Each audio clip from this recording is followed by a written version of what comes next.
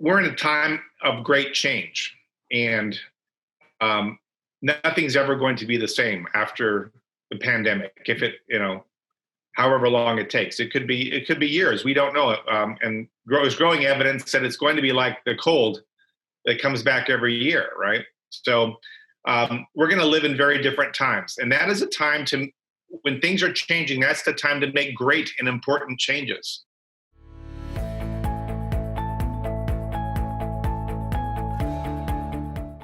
Hello, and welcome to another episode of the Engati Engage series. I'm your host, Jeremy D'Souza. Today we got an interesting guest, Dion Hinchcliffe, with us. But before getting into the entire interview, here's a quick introduction to Engati. Engati is the world's leading multilingual no-code chatbot platform, available across 14 channels with 25,000 bots created across 186 countries in every domain and use case. We run the Engati blog and video channel, which receives upwards of 300,000 visitors annually. And now for our guest. Dion Hinchcliffe is an internationally recognized thought leader, IT expert, enterprise architect, best-selling book author, frequent keynote speaker, analyst, and transformation consultant. Dion works with the leadership teams of Fortune 500 and Global 2000 firms to drive successful change with emerging digital methods, including employee experience, online community, cloud computing, data centers, digital business models, internet ecosystems, Internet of Things, workforce collaboration, and the future of work. Dion, we're really thrilled to have you with us today. Great. Thanks for having me, Jeremy. Looking forward to the conversation. Wonderful. So before we get into this, we have a special gift of sorts for the audience. So stick around to the end of the video and we'll let you know.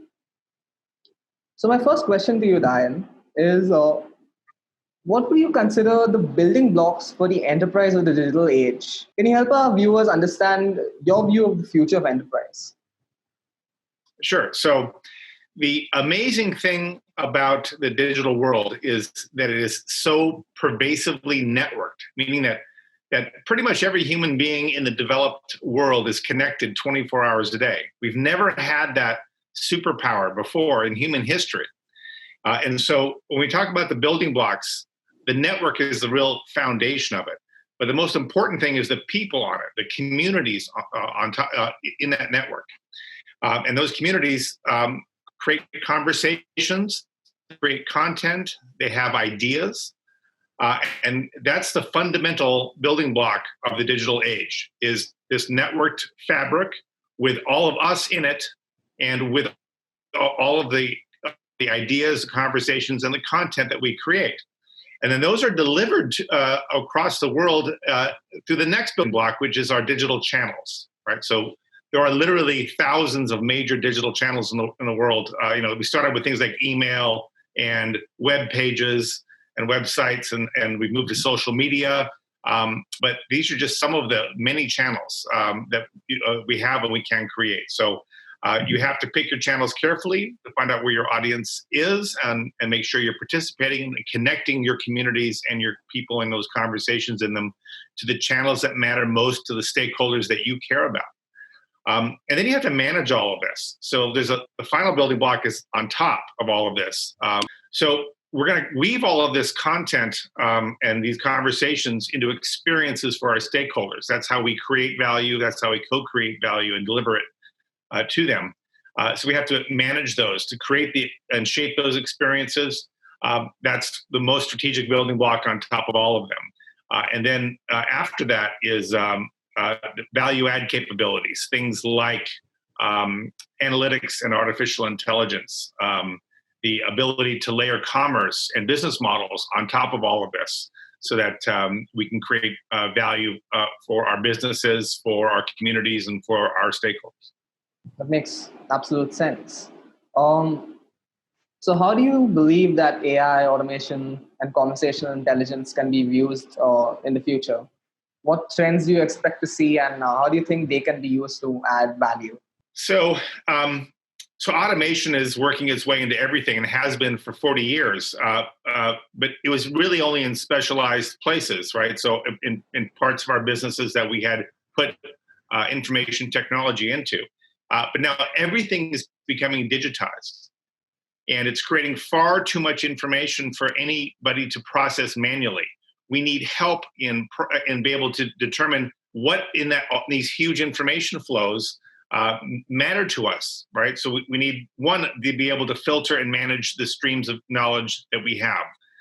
Since everything in our homes and everything in our businesses is becoming connected, we need the ability to sort through and figure out what's important among all of that information coming from our sensors and from outside through all those digital experience channels, to be able to cut it down to a manageable size. We need all that information, but we need to know what's important about it.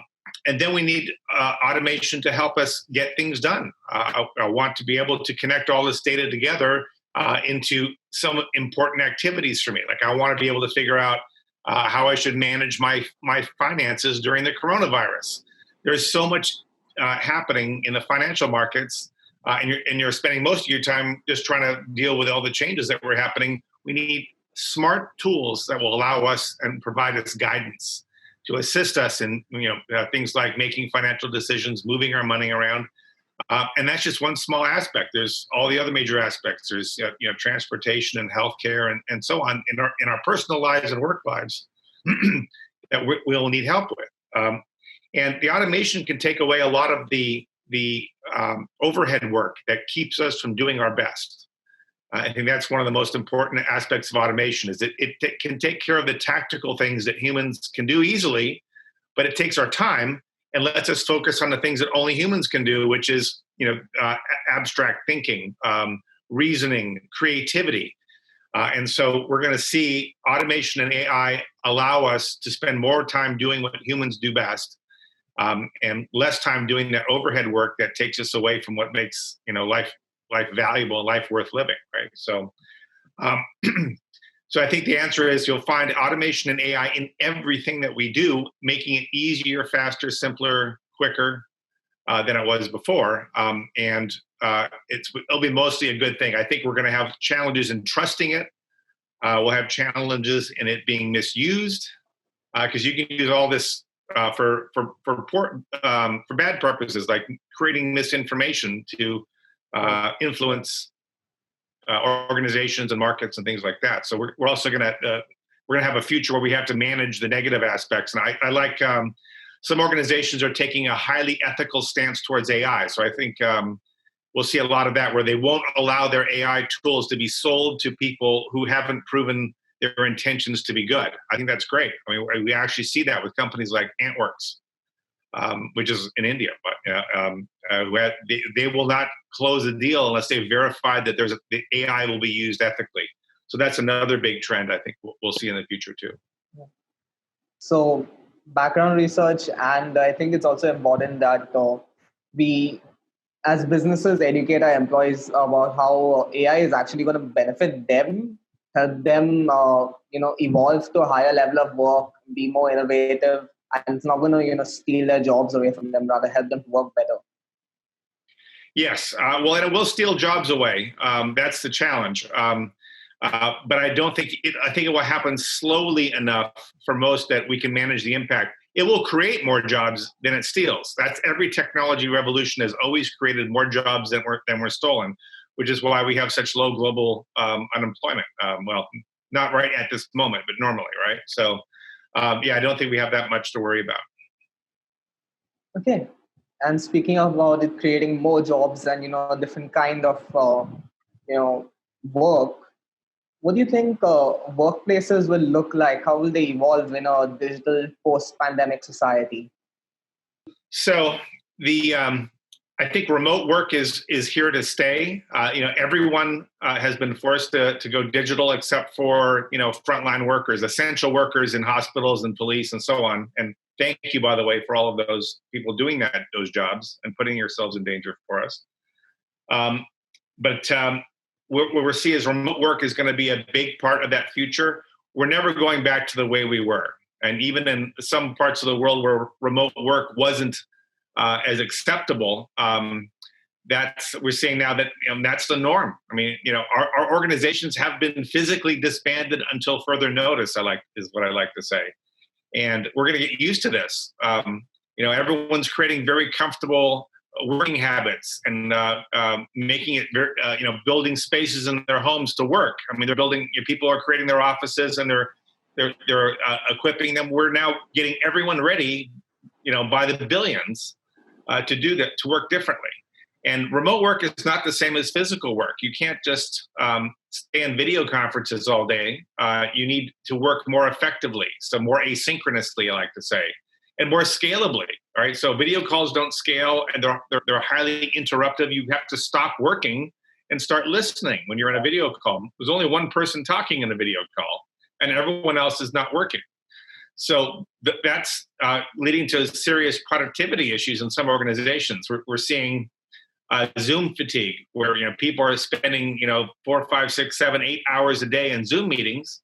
That has to stop. So we're going to work differently post-pandemic. We're going to use more scalable tools like team chat, instant messaging, but especially online communities, enterprise social networks that allow you to collaborate simultaneously with thousands of people all working on the same problems. But you're not stopping each other from working. You're all collaborating. You're all communicating at the same time.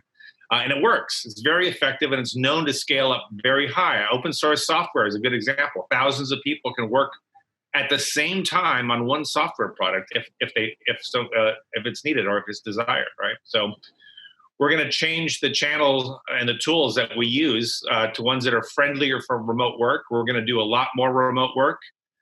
So I call it the hybrid employee experience is coming. So, and we have a crude version, one we've just hastily put together very quickly, but we're going to refine that. We're going to mature that and give people better tools, better channels, better training, things like network leadership. I've talked to executives who say, I've never had to lead an entire company through a Wi-Fi connection before. Well, we're going to learn the techniques for doing that. We're learning them right now. We have to learn, right? So, so it's an interesting time. So I see those are some of the changes that we'll see. The organizations are just going to be much more virtual in the future, much more virtual. And also, I see gig economy, dynamic workforces. Your loyalty is now more to your career and your career platform than to your business. So I see in IT alone and in professional services, we've seen this massive growth in gig economy where people can work on the projects that they like when they want to. They get paid very well. They can do this from anywhere. So it's already remote work friendly. So there's been I see a big growth in that. That's good for businesses, and it's good for professional workers who can build the career they want. And the loyalty, again, is more to these platforms and these communities than it is to an individual project or an individual employer. So that's another big change we'll see. Absolutely. And also, would you say that older, more established organizations were kind of attuned to working in a particular kind of way, and the newer organizations, the ones which are just coming up, they are maybe more adaptable to change, so they're probably trying out new technology to set them apart over here? Yes, there's lots of data showing that the older and larger an organization is, the more bureaucratic it is. The more overhead it has, the less dynamic it is. It takes more people and longer times to do the same job as a newer, smaller company, right? So that's why there's this a management practice that says every 2 years we have to reorganize, otherwise we'll get this bureaucratic bloat. So really good organizations like Johnson & Johnson and Procter & Gamble in the United States, they do this. They reorganize every 2 years. It's very frustrating for workers sometimes, but they say if we don't do that, we'll get comfortable and we'll start to bloat again, right? We'll get fat again. We have to recreate new, leaner organizations using new models regularly, or we'll fossilize, right? We'll start to work less efficiently. So, because the data shows that if you keep things the same, they get slower and fatter and bigger, right? So, there's no question. Newer digital gazelles, we call them. A gazelle is a very fast animal, right? They can run circles around traditional companies, and they disrupt them all the time. Most of the Fortune 500 here in the United States and Global 2000 internationally, 70% of them are gone from the year 2000 because mostly because of failure to adapt to this change, right? So technology changes. So they're merged, acquired, or out of business. And so, yeah, you have to learn how to run fast. And we see that older, more mature companies have lower tech intensity. They just don't use technology, and they take forever. They take years to do something simple that a younger company can do in just a few months. So yeah, it's very important to keep yourself lean and agile. Yeah, they're probably thinking that we got so far without it, we can go ahead, but they need to realize that you'll only survive if you adapt, right? Won't survive. I mean, that's the data shows. In the last 20 years, the majority of the large companies are gone, right? 70% are gone. And it's because they're not adapting. So since you mentioned that online communities are going to be a big thing so that people can work without getting interrupted by video calls and stuff, uh, how do you think online communities and social media will be leveraged in creating, truly digital organizations? Well, so this is my point. All businesses are around the world right now are online communities. That's all we have, right? We're using email and Slack and Microsoft Teams, but that's all we are. We're all virtual now. We're only digital, and we're only our businesses have turned into digital communities. That's all we have.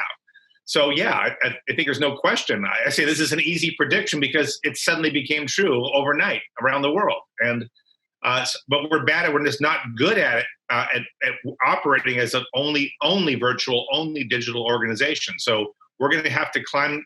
There's techniques, things like working out loud and network leadership and open collaboration, open leadership that work much better in these digital settings. And so organizations are going to learn the ropes. Some won't, and they're going to really struggle. But most of us are going to learn the techniques and the approaches that work better when we're mostly a community, a digital community, instead of a physical business. And I assume once again that it'll be the newer digital gazelles that learn the ropes much faster over here. Yes, right. That's right. Well, communities take longer to get started doing things. Collaboration is messy and hard, physical or virtual, right? But over time, it creates the better product that fits the need more exactly, right? So the better outcome, and it takes a little bit longer, but you actually get to where you're going shorter to the best place than if you'd done it the old way, right? So there's no question, it's a better way of doing things, and there's lots of data. This is not theory. I've spent years collecting data. You can find it in my writing. So the communities are the best way to get anything done when humans come together. Absolutely. And how are these communities and all other digital transformative technologies going to be improving customer experiences out there? Yeah, well, I mean, I like my friend Charlene Lee, the famous analyst. She says it best, so I'm going to quote her. If you're not working on customer experience, you're working on the wrong thing. And it's all that matters when it comes to serving your stakeholders. That could be an internal customer or it could be external, right? But that's the most important thing. And some organizations that are in regulated industries, or they have a monopoly, or they have some other lockout, they can keep businesses away. They tend to have terrible customer experience. So in the United States, these are telecoms, cable companies, airlines. They are all at the bottom of the customer experience rankings. But if you're in a competitive field, the thing that matters most is customer experience. And the more competitive, you look at like consumer technology, like consumer high technology, like smartphones, the customer experiences are phenomenally good, right? They're ranked at the highest, right? So we see this when you have competition in a space, the most important factor is how you treat your customers. It makes all of the difference. And it's how you create value, how you co-create value for yourself as a business. It's how you make your employees successful, and it's by making your customers successful and making it as easy as possible. So, and digital technology can be used to create marvelous customer experiences, but we still on the early days, we don't really know how to do it well as a repeatable process. So a lot of companies still have terrible digital experiences. It's getting better finally, right? But the rankings are still awful. If you look at the customer experience barometers. There's whole industries that are mistreating their customers because they want to. I don't think any company, for the most part, wants to mistreat their customers. They just don't know how. They've never been forced to do it, right? So we have a lot to learn. Definitely. Do you have any other thoughts that you'd like to share with our audience right now? So we're in a time of great change, and nothing's ever going to be the same after the pandemic. If it, however long it takes, it could be years. We don't know. And there's growing evidence that it's going to be like the cold that comes back every year, right? So we're going to live in very different times, and that is a time when things are changing. That's the time to make great and important changes.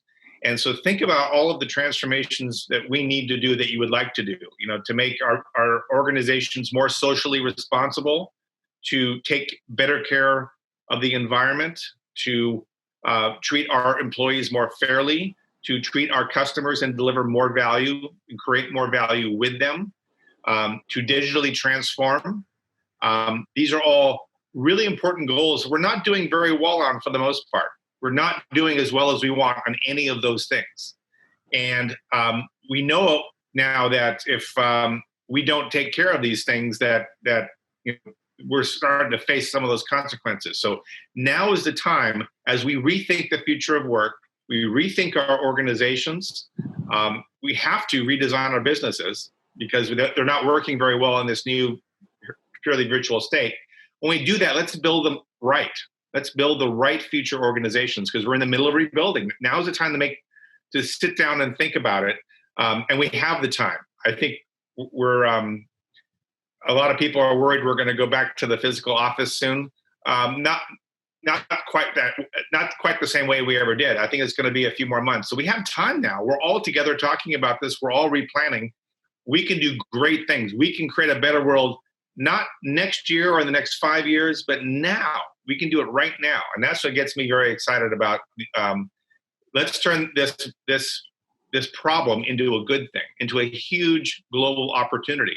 And that's what's in front of us. And that's what I want to see happen. And so that's why I came on this show, is to get that message out. Please, let's do that. And I have lots of playbooks that at Constellation Research, we're working on how giving people the tools, the planning tools and the aids to make that happen. You'll see lots more of our work coming out soon. And so I hope you'll all join me in making that happen. A time of great opportunity. Let's seize it and use it. Definitely. We all love your message right now over here. In the audience, you should definitely go follow Dion on Twitter and on LinkedIn.